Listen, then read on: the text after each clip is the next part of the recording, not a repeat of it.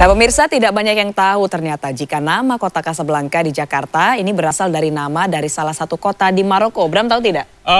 Ya pernah mendengar tapi tidak tahu bagaimana ceritanya begitu ya. Tapi kalau kita bicara soal Casablanca ini mungkin warga ibu kota taunya seputar terowongan Casablanca yang dikenal punya cerita mistis begitu. Iya benar, saya juga pernah dengar beberapa cerita nih terkait terowongan Casablanca. Nah cerita mistis ini pemirsa rupanya berawal dari kawasan Casablanca yang pada zaman Hindia Belanda dulu merupakan tanah makam. Nah simak saja kisahnya dalam Sisi Kota berikut ini.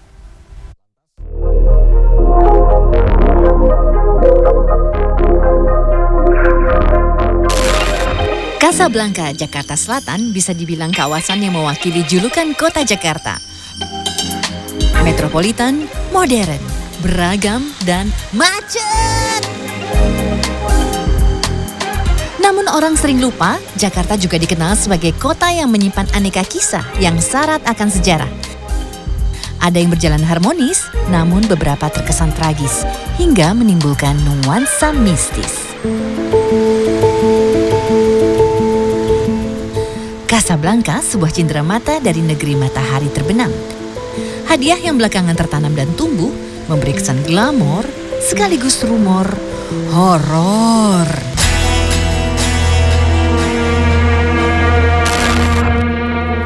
Goresan cerita pertama kali tertoreh pada 1960-an saat Presiden pertama Republik Indonesia Soekarno yang pada kala itu membina kerjasama dengan orang nomor satu Maroko, Raja Hasan II.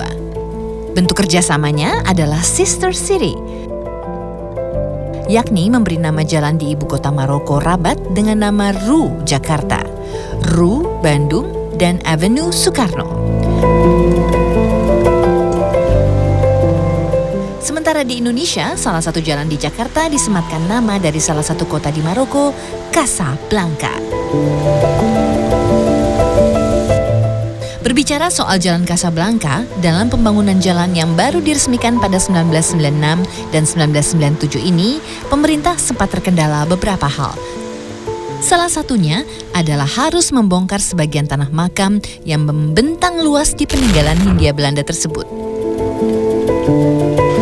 Pembongkaran seperti kita lihat tetap terjadi setelah pemerintah memberikan dana ganti untung pada pihak terkait dan sejumlah makam dipindahkan ke tempat lain. Pada masa kolonial sudah dibangun menjadi tempat pemakaman umum oleh pemerintah kolonial Hindia Belanda pada saat itu. Di sini juga menjadi salah satu kuburan wakaf umum, wakaf masyarakat, kemudian diambil alih pengelolaannya oleh pemerintah. Proyek ini pun selesai dengan meninggalkan sejumlah kisah misteri yang tumbuh dari masyarakat sekitar dan berkembang menjadi legenda ibu kota.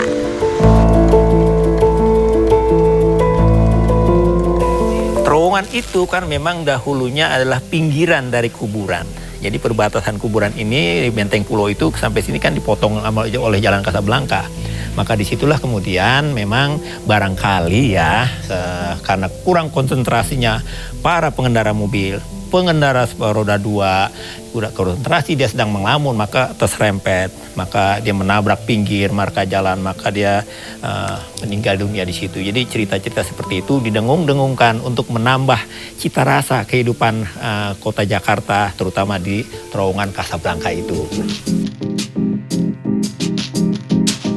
Meski di kawasan Casablanca menjamur tempat kuliner, namun kalau Anda meminta saya untuk rekomendasi tempat makan, ini jalan sedikit ke arah Jalan Kiai Abdullah Syafi'i untuk menikmati kegaduhan yang ada di Depot Soto Gebrak yang sudah berdiri sejak 70-an ini.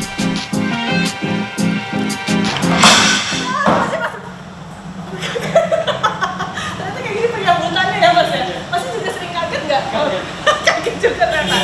Ini saya takutnya pas lagi makan digebrak juga keselak deh takutnya. Wow, ini experience pengalaman pertama kali saya nih mau makan soto aja dikagetin dulu. Makasih banyak ya Mas ya, saya coba nikmati nih. Kalau dari wanginya aja sih udah sedap bener nih.